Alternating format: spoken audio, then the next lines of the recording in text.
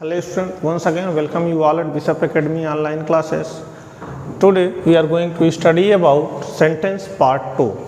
Before going to start this part, let me remind you what we had studied in part 1. In part 1 we had discussed about the definition of sentences, kinds of sentences and examples of each kinds of sentence according to meaning. In this part we shall discuss about the kinds of sentences, types according to structure.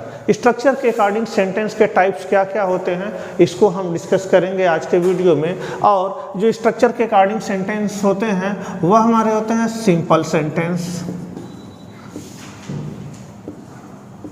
Simple sentence, compound sentence and complex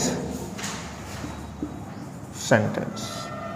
तो अब यहाँ पे जो हमारे sentence के types हैं ये हैं simple sentence, compound sentence and complex sentence. Let us discuss in detail about each one of these. First, simple sentence. What is a simple sentence? A sentence which has only a subject and only a finite verb is called simple sentence. Means एक sentence जिसमें सिर्फ एक ही subject और एक ही finite verb हो वही हमारे जो है सेंटेंस सिंपल सेंटेंस होते हैं। तो सिंपल सेंटेंस जिसमें एक सब्जेक्ट और एक फिनिट वर्ब हो, इसका एग्जांपल हम देखते हैं कि एक subject Ram was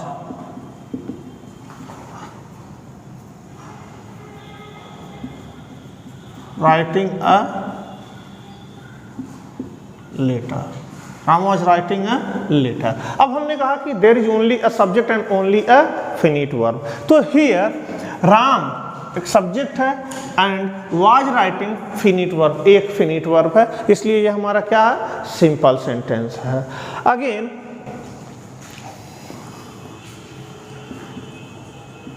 Ram was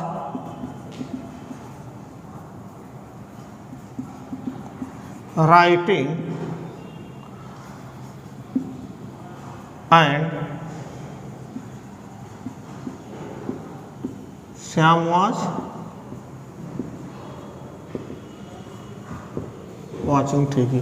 अब जो डेफिनेशन हमने कहा कि there is only a subject and only a finite verb, तो हियर एक फिनिट वर्ब है, but Ram was writing and Shyam was watching TV. तो here was writing and was watching, ये देखो दो अलग अलग इसमें फिनिट वर्ब हो गए, इसकी वजह से यह हमारा सिंपल सेंटेंस नहीं है। तो सिंपल सेंटेंस में जो मेन इसका आइडेंटिफिकेशन है there is only one finite verb, एक ही फिनिट वर्ब होगा, ये हमारे सिंपल सेंटेंस होते हैं। और नॉर्मली अकॉर्डिंग टू मीनिंग जो हमने सेंटेंस आपको बताए वह सब हमारे जो एग्जांपल्स थे अफर्मेटिव सेंटेंस के वह सब सिंपली क्या होते हैं हमारे एग्जांपल होते हैं सिंपल सेंटेंस। अफर्मेटिव सेंटेंस हमारे जो है कि उसमें एक से ज़्यादा सब्जेक्ट और एक से ज़्यादा फिनिट वर्ब भी हो सकते हैं। तो सिंपल सेंटेंस में इसलिए ये ध्यान रखना कि there is only a subject and only a finite verb. तो यह हमारे एग्जाम्पल हो गए सिंपल सेंटेंस के, और यह काफ़ी आसान भी है आइडेंटिफाई करना, सब्जेक्ट एक है फिनिट वर्ब एक है, इस तरह से यह क्या है एग्जाम्पल। सिंपल सेंटेंस का again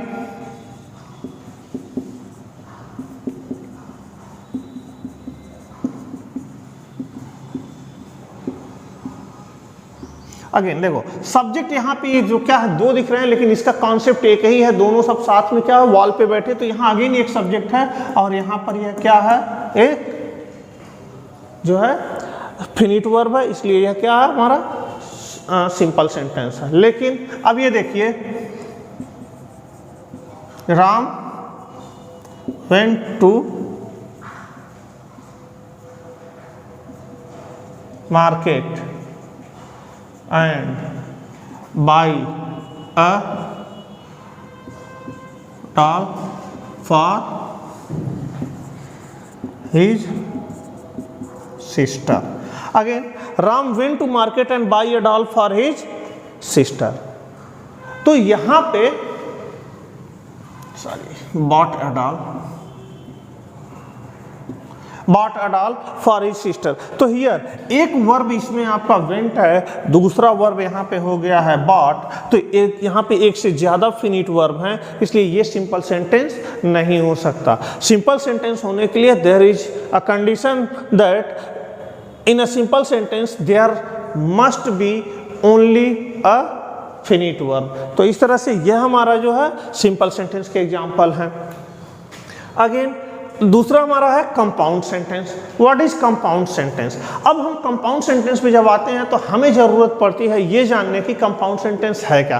compound sentence is made up of two clauses of equal rank and connected by coordinating conjunction। तो इस तरह से जो हमारे कंपाउंड सेंटेंस होते हैं वह दो इक्वल रैंक के क्लॉजेस से मिलकर बने होते हैं और इसके साथ यह है कोऑर्डिनेटिंग कंजंक्शन से जुड़े होते हैं। हमने यहाँ पर एग्जांपल लिखा, यह सिंपल सेंटेंस का एग्जांपल है, यह सिंपल सेंटेंस का एग्जांपल है, लेकिन यहाँ पे अभी हमने आपको दो सेंटेंस ये लिखे हैं, Ram was writing and Shyam was watching TV, Ram went to market and bought a doll for his sister. तो यहाँ पर देखो कि दो इक्वल क्लॉज के रैंक, दो इक्वल रैंक के क्लॉज होने चाहिए, दोनों एक दूसरे पर डिपेंडेंट नहीं होने चाहिए, दोनों की मीनिंग एग्जैक्ट होनी चाहिए, अलग अलग क्लियर होनी चाहिए। तो राम वाज राइटिंग, राम क्या है, लिख रहा था, तो यह हमारा एक पार्ट है, जबकि यहाँ हमारा दूसरा है श्याम वाज वाचिंग टीवी, यह हमारा दूसरा पार्ट है। तो इस तरह से ये देखो, यह एक अलग ही इंडिपेंडेंट क्लॉज है और यह भी एक इंडिपेंडेंट अलग क्लॉज है और यह कोऑर्डिनेटिंग कंजंक्शन से जुड़ा हुआ है। तो ये हमारे क्या है, कोऑर्डिनेटिंग कंजंक्शन एंड है। तो ये हमारा एक इक्वल क्लॉज है, एक यह हमारा इंडिपेंडेंट क्लॉज है, यह इंडिपेंडेंट क्लॉज है, इसी को हम कोऑर्डिनेट क्लॉज भी कहते हैं, कोऑर्डिनेट क्लॉज कहते हैं। यह भी हमारा होगा कोऑर्डिनेट क्लॉज, कोऑर्डिनेट क्लॉज। तो जब दो कोऑर्डिनेट क्लॉज मिलकर के एक सेंटेंस बनाए और कोऑर्डिनेटिंग कंजंक्शन से जुड़े हो तो वही हमारे कंपाउंड सेंटेंस कहे जाते हैं। Clear? Again Ram went to market and bought a doll for his sister. यहां पर भी राम वेंट टू मार्केट, यह हमारा एक पार्ट सेंटेंस का है। और देखो यहाँ bought a doll for his sister, इसको हम कह सकते हैं Ram went to market and he bought a doll for his sister. तो इस तरह से यह हमारा भी क्या हो गया, यहाँ पर भी यह हमारा एक कोऑर्डिनेट क्लॉज हो गया, यह भी कोऑर्डिनेट क्लॉज हो गया और इस तरह से यह दो मिलकर के यहाँ पे कोऑर्डिनेटिंग कंजंक्शन से जुड़ा हुआ है। तो यह भी हमारा क्या है, कंपाउंड सेंटेंस है। तो कंपाउंड सेंटेंस वंस अगेन है क्या, sentence which is made up of two coordinate clauses and are joined by coordinating conjunction। तो इस तरह से ये हमारे कंपाउंड सेंटेंस होते हैं। अगेन है कॉम्प्लेक्स सेंटेंस। कॉम्प्लेक्स सेंटेंस है क्या, complex sentence is made up of one principal clause and one subordinate clause and joined by a subordinating conjunction like the train had departed when I reached at the station। Again देखिए, the train had डिपार्चर्ड, train चली गई थी when I reached at the station। when I reached at the station, यहाँ पर देखो when I reached at the station, इस sentence का जो हमारा मीनिंग है, जो सेंस है वह क्लियर नहीं है। when I reached the station, जब मैं स्टेशन पहुंचा तो क्या हुआ, क्लियर नहीं है इसके बारे में। तो वहां पर यह क्या क्लियर किया जा रहा है, द ट्रेन हैड डिपार्चर्ड। तो यहाँ पे द ट्रेन हैड डिपार्चर्ड, ट्रेन चली गई थी, यह कंप्लीट इसका सेंस है, लेकिन यह डिपेंड कर रहा है इसके ऊपर कि क्या हुआ था, तब क्लियर हो रहा है यह हमारा द ट्रेन हैड डिपार्चर्ड। तो इस सेंटेंस में यह हो गया हमारा कि यह हमारा सब प्रिंसिपल क्लॉज है, यह सबऑर्डिनेट क्लॉज है, यह हमारा क्या है, सबऑर्डिनेटिंग कंजंक्शन है। तो इस तरह से जो कॉम्प्लेक्स सेंटेंस होते हैं, complex sentence is made up of one principal clause and one subordinate clause joined by a subordinating conjunction. Again अगर हम इस सेंटेंस को देखें लिखें तो यहाँ पे हमारा है Ram was writing his notes but Shyam was watching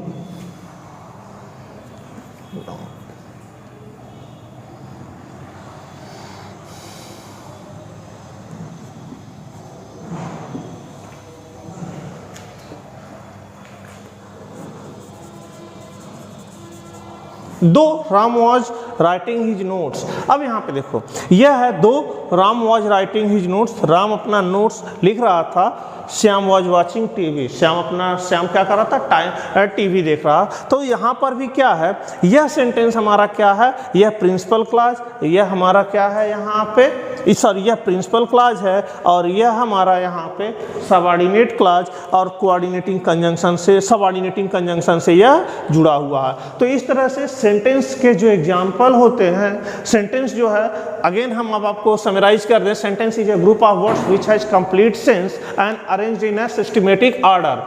sentences के ये डेफिनेशन है, सेंटेंस दो तरह के होते हैं, एक होता है मीनिंग के अकॉर्डिंग, एक होता है स्ट्रक्चर के अकॉर्डिंग। मीनिंग के अकॉर्डिंग जो सेंटेंस रहे हैं वह आपके रहे हैं affirmative sentence, interrogative sentence, imperative sentence, exclamatory sentence and optative sentence.